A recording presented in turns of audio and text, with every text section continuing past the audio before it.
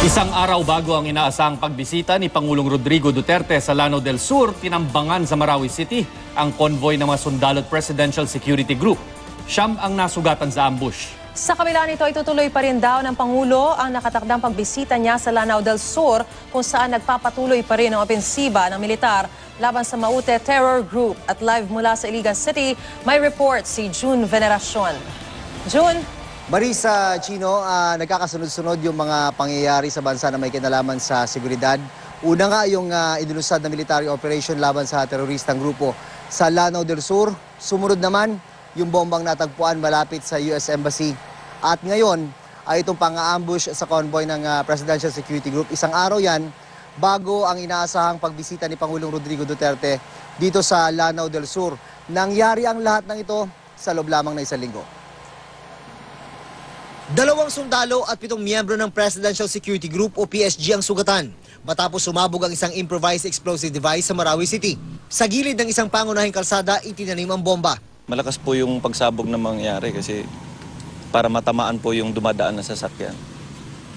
Sabi ko nga po, baka nandyan lang siya naka-lookout kasi hindi niya naman po makikita yung sasabog kung ilang kilometro siya, malapit lang siya dito.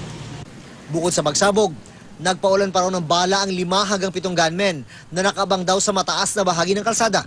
Inasinta nila ang 5 military vehicle at 3 civilian vehicle na napuruhan sa pagsabog. Kabilang sa mga nakasakay roon ang mga PSG na advance party sa inaasahang pagbisita ni Pangulong Rodrigo Duterte sa Lanao del Sur bukas. Kasama rin sa convoy ang ilang sibilyan mula sa Radio TV Malacanang o RTVM. Baril tapos takbo na kagad. Bilis lang harassment lang talaga. They just intend to inflict casualty. Ayon sa militar, ang mga sundalo talaga ang target ng ambush. Diversionary tactic daw ito ng Maute Terror Group. Ang target ngayon ng opensiba sa Lanao del Sur. Ang pagbisita sana bukas ng Pangulo ay para kumustahin ang military operation doon. May mga nagpayo raw sa Pangulong Duterte na wag nang ituloy, pero wala raw siyang balak na ipuspon ng pagbisita. I'm going there because I'm just simply going there. The advice was to postpone. I said, no, I'll go there. And if possible, take the same route. Maybe we can have a little gunfight here, gunfight there. Exercise, baka.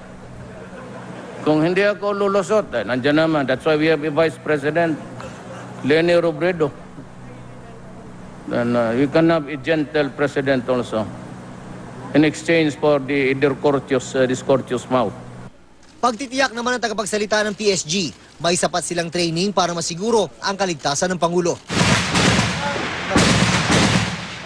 Pang-5 araw na ngayon ang operasyon ng militar laban sa Maute Group. Pero wala pa ring humpay ang bombahan.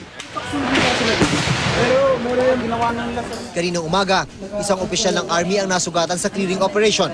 Pinagpwestuhan niya yung mga concrete na bahay, yung mga buhos.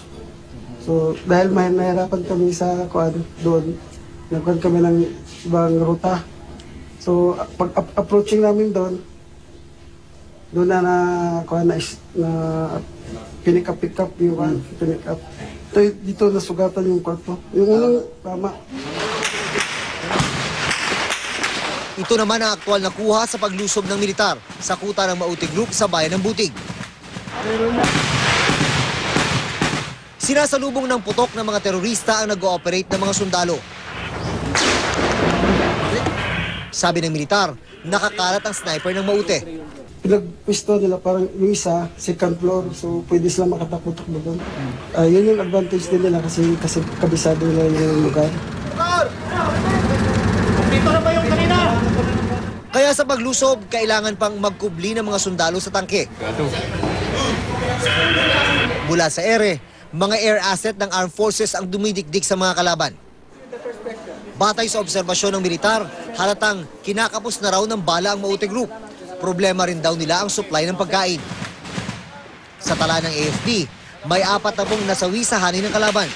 Kahapon, kinumpirma mismo ni Pangulong Duterte na may ugnayan ang Maute Group sa international terrorist group na ISIS.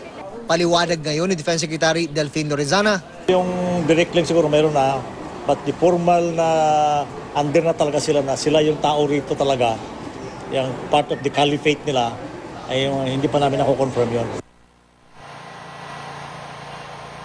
Bago nangyari yung ambush kanina sa Marawi City ay may natanggap na daw ng mga report ang militar na magsasagawa ng diversionary attack yung mga tinatawag na sympathizer nga ng Mauti Group para madiskaril yung ongoing military operation sa bayan ng Butig. Napaghandaan naman daw ito ng militar.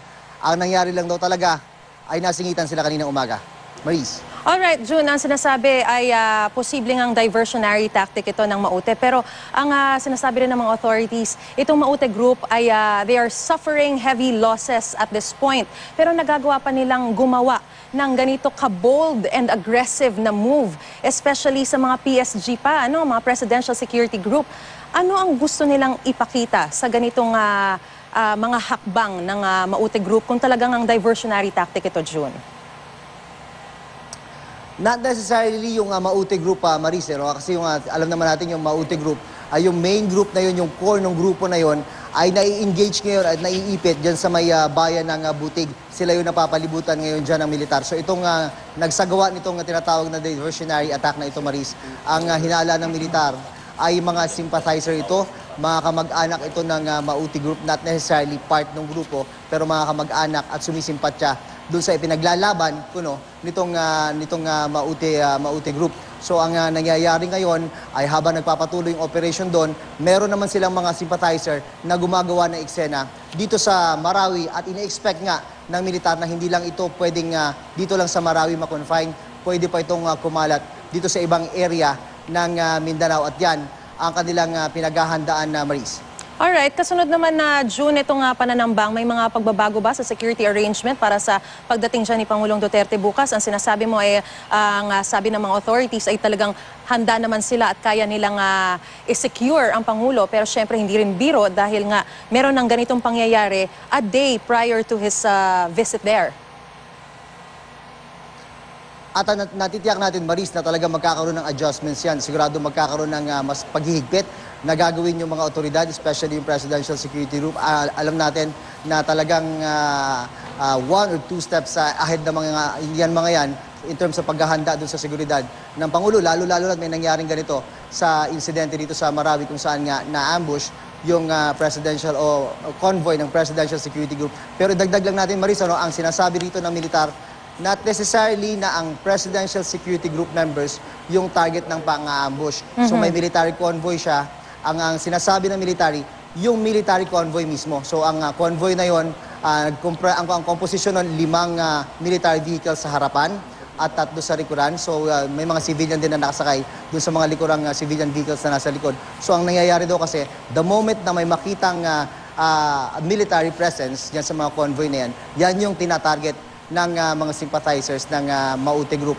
At hindi naman talaga, ibig sabihin nun ay nagkaroon ng leak na may mga paparating na members ng Presidential Security Group at iba pang advance party ng Pangulo dito sa Marawi City bago nangyari ang ambush na yan, Maris. Alright, June, lilinawin ko lang din, kahapon sa balita ay ang sinasabi sa AFP side ay 19 lamang yung casualty count sa Maute Group, pero dyan sa lugar nyo sinasabing 35 at sa araw namang ito, ang sinasabi ang 40 na yung napatay. Ito ba ay nadagdag sa araw na ito na patuloy yung opensiba, patuloy yung bakbakan, o nililinaw nila na talagang umabot na sa 40 yung casualty count sa panig ng Maute Group? Alam ko yung mga figure na yan, Marisa, ay base yan sa intelligence information na nakukuha dito sa ground na ito. Nagkakaroon lang siguro ng delay sa pagre-relay ng mga information kaya medyo nagkakaroon ng discrepancy dun sa number ng mga fatalities. Na sinasabi nilang fatalities sa side ng Maute Group. Pero linawin lang din natin, intelligence report lang po yan. Hindi po yan based doon sa body count. Yan po based on sa mga radio communication na kanilang namomonitor. So yung level of accuracy na, syempre siguro, mailalagay natin na hindi naman ganun kataas yung level of accuracy na unless may makita tayong body count. Doon naman sa side naman ng government, Maris, alam ko, itong mga nakaraang araw ay nagkakaroon din ng discrepancy doon sa casualty count.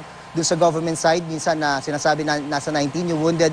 Tapos biglang ngayon, naging 20, tapos naging 21. Officially, dito sa count sa baba, ang official na tala nila ay 21 yung mga sundalo na nasugatan linawin natin, nasugatan dito sa ongoing military operation dito nga sa bayan ng Butig, Maris. Alright, June, nakikita namin sa video na ipinapalabas mo sa mga coverage mo, pati yung exclusive video, na talagang matindi yung bakbakan. Pero may isang netizen na nag-post kasi na hindi raw totoo yung nangyaring ambush sa Marawi City. At ayon pa sa kanya, aksidente raw na nagpaputok ng isang sundalo ng kanyang service firearm. May mga patunay ba na talagang totoo yung nangyaring ambush, June? Hindi sa dahil gusto nating panigan yung bersyon ng pamahalaan ng Marisa. No? So unahin ko lang yung punto na napasadahan ko rin maski pa paano yung kanina, yung post na yan. Ang sinasabi niya ay parang naiputok nung isang sundalo yung kanyang M203 grenade launcher. Yun yung nakakabit sa ilalim ng mahabang barel. Medyo may kalakihan yung inilalabas ng bala.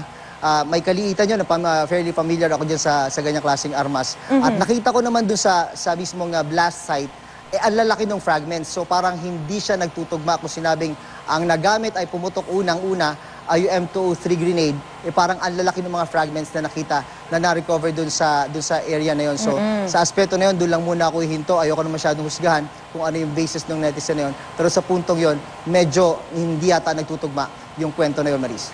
Alright, maraming salamat sa impormasyon na yan at mag-iingat kayo dyan, June Veneracion.